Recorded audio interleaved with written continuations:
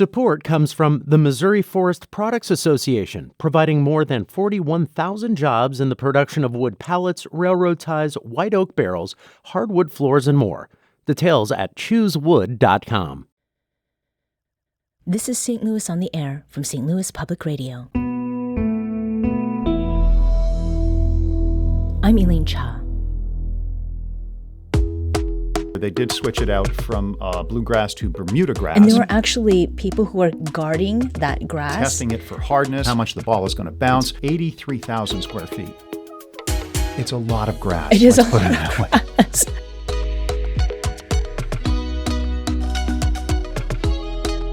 In St. Louis's humidity and heat, it's not easy being green or staying that way when we're talking about the grass carpeting the fields at Busch Stadium or the sprawling pitch at CityPark.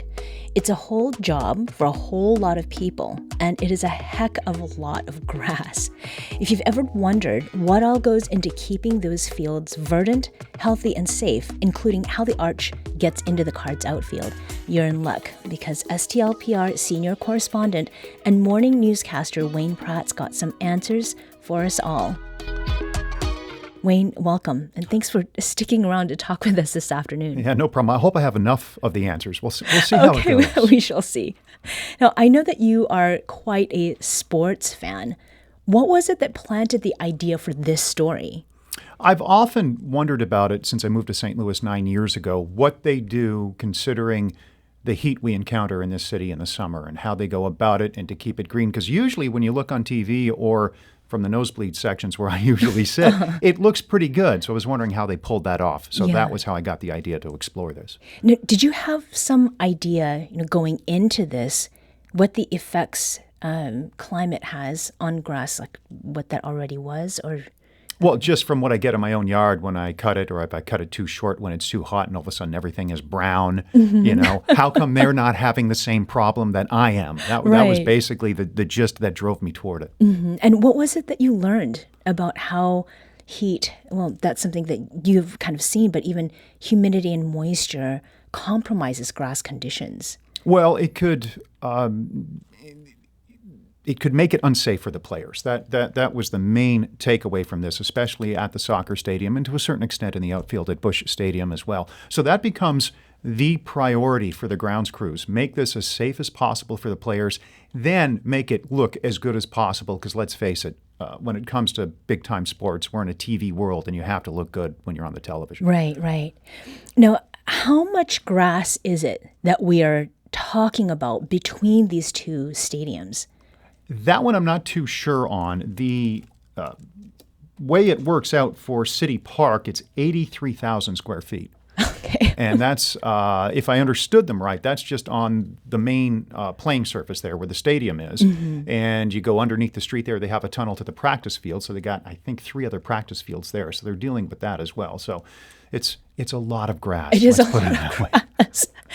I used to have to mow grass as a kid growing up in Ontario, but that is like nothing. So did I. I'm still mowing it in Missouri. Right. Now, when it comes to Busch Stadium, you've just talked about how many fields they have. How many caretakers are there at Busch, and what jobs do they do? Well, there wasn't an exact number because a lot of that depends on some seasonal workers that come in. They have some part-timers, aspects such as that. So from what I was told by the head groundskeeper, Bill Findley, it runs up around 40. I thought it'd be a little more than that. They tend to keep for night games at least 18 around in case they got to roll out the tarp in aspects such as that. So, But that seems to be what they're running at Busch Stadium. And that, as I mentioned, is a mixture of full-timers, part-timers, seasonal workers, some other stuff. They have some students looking for summer jobs that take some of those. They have some retired people helping them out. Okay. So it's a big mix that helps them do this big job. Yeah. And how much experience does Bill Findley, for example, have insofar as taking care of the grass that way? At Busch, Bill is closing in on 30 years. Wow. Which, you must really love your job if you're there 30 years. I've been here 9, and I'm wondering. But Bill has been there for 30 years, and this guy loves his job. He was great to talk to. He was excited to talk about it after 3 decades. It was it was great to talk to somebody who's that enthusiastic about what they do for a living. Right. I guess you would have to be enthusiastic to stay with it as long as that. Yeah, I would think so. Yeah. And also, I guess, to see some of the changes that have happened with the climate and sort of to keep up with maintaining it in a way that makes sense for the now. Now, there is a bit of grass art that Busch Stadium visitors and people watching games on TV love to see, right? Yes, they have a way of cutting the lawn, and a lot of people who watch the Cardinals would be familiar with this. They have a way of cutting the lawn so the arch is in the outfield. Looks great on TV, looks great from the nosebleeds that I sit in. And I told Bill, I'm going to break protocol here and ask you about this because my wife is curious about it. Oh, sure. But it ends up all the fans are curious about it. So I asked him, what's the deal with that? How come it's not on up for every game? And he said it's the most frequent question he gets asked. That's one of those things that started at the All-Star game and got very popular at that point. We started doing it more often. We got to a point, though, where we were finding that we were doing it too much, and we were starting to get a little bit of a rut in the grass from the tire mow, which a lot of people could see when you're at home. If you mow the same way all the time, you'll start getting those little tire ruts. So we have to switch up our pattern quite a bit so we don't get that, and it also helps keep the grass from getting too grainy or growing in one direction. So we kind of got away from doing the arch all the time. So now we're kind of using it as a special event kind of a thing where it's opening day, jewel events. Definitely for the postseason. It's in there for the whole postseason. So I know a lot of people want it to be in there all the time, but it's just too hard from a agronomic standpoint. It's hard on the grass. And that's something I didn't think of, is that obviously it would cause ruts in the grass if you're cutting it the same way like that every day and having that in all the ball game. And you run the risk of the grass eventually getting brown in that area if you cut it too much that way to keep that image going on. So that's why they just do it for special games now. Yeah. And was there anything in particular about playability? So we've just talked about sort of it's both aesthetics and the function. Is there anything sort of apart from a twisted ankle or anything like that would affect actual gameplay? Well, it could run a wide range of stuff. And for outfielders, it may not be the condition of the outfield. They just may take a wrong step. They may run wrong. They may fall onto the ground in a strange manner as they're trying to get a ball. But what they try to do is keep the ground as level as possible, as flat as possible, to make it as safe as possible. Right. Now, not too far away is the City SC Stadium, CityPark, and there's a little bit of envy going on from the direction of Busch to CityPark. Tell us about that. I like to think of it as envy. Bill didn't look too envious. Bill Findlay at Busch Stadium didn't look too envious when I asked him about it, but he did say we don't have all the bells and whistles that they do at CityPark with all the equipment and the high-tech stuff they are running there. Now, CityPark's brand new. So they're going to go top-notch right away, which is what they have done. They're constantly monitoring for moisture and other factors. They have these grow lights, which are these big portable lights that they just shine on the grass when they need it. I've seen those things. They're huge, bigger than I thought they would be. That's just some of the technology they're employing there to make it as green as possible, as safe as possible, and just to make the team be proud of what they have. Yeah. There's also a level of sacredness about the grass there at Busch that I remember. I was there for an event last summer, and there were actually people who were guarding that grass so that nobody would be touching it. So is that something that you kind of got a little bit of a feel for when you were visiting? When we went, photographer Tristan Rouse and I went, there was a crew watering down the infield at that time. We couldn't go out and talk to them very close to them. We had to stay behind some roped off areas. We could not go on the grass. But the cool thing that happened because of that was I got to interview Bill Findlay in the Cardinals dugout. Oh. And as you pointed out, I'm probably too much of a big sports fan. So for me, that may have been the coolest thing I've done since I've come here in 9 years. Yeah. So with CityPark then, it is newer, obviously. I thought maybe there would be more ground, but I hadn't been thinking about the practice fields that are part of CityPark.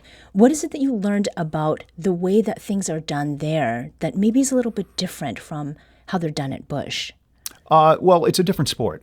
So obviously they have to take a different approach. A lot of it comes down to the technology and how much they are monitoring and how much they are anticipating what the weather is going to be. They do that at Busch as well, but they seem to really watch it a touch more closely at CityPark. And it could be because they have fewer games at CityPark too. At Busch, it's a constant turnaround when there's a homestand for the Cardinals.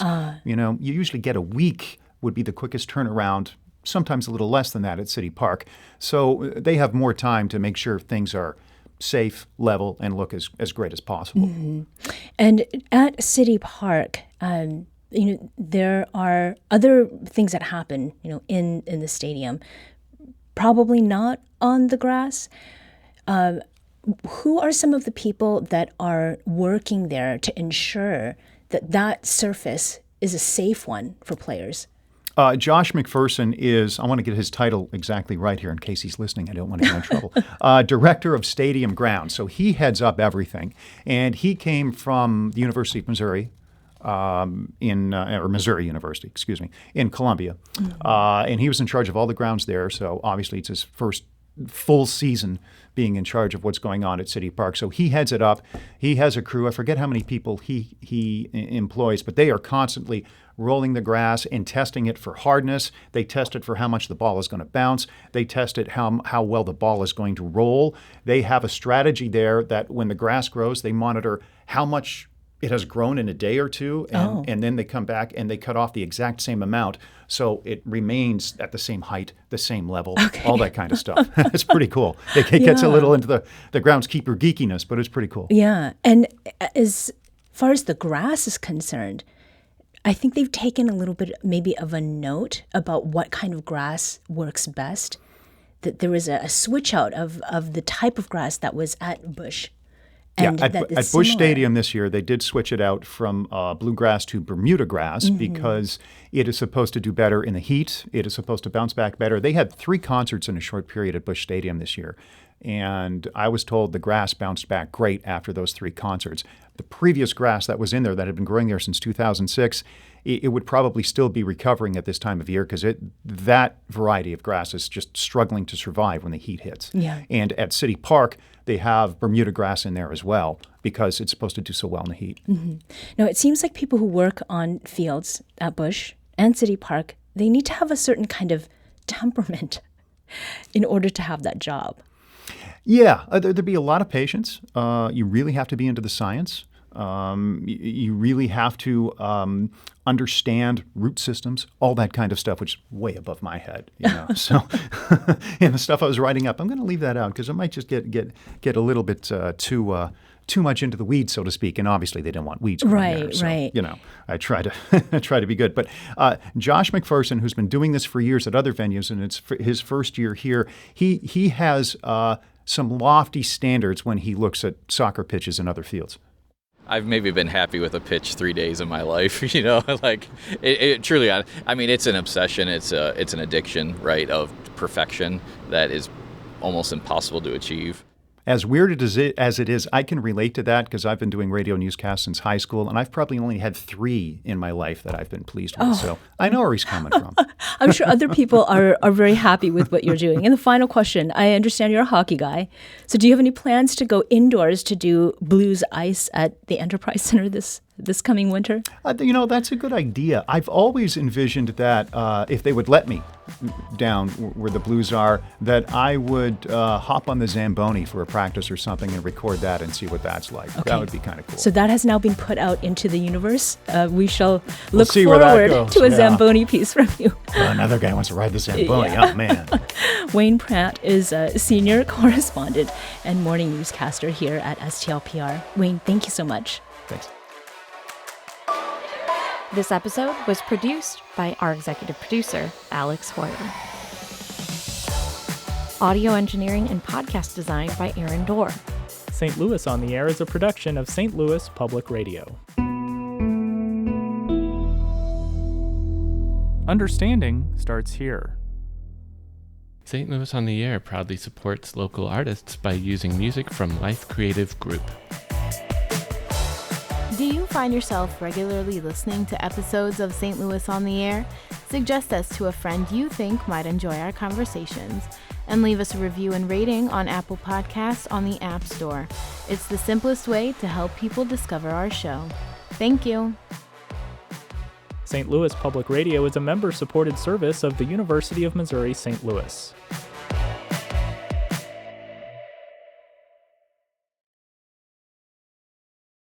Support comes from Missouri Forest Products Association, committed to sustainable and sound conservation of the state's forests, which support more than 41,000 Missouri jobs, resulting in a $10 billion industry. ChooseWood.com.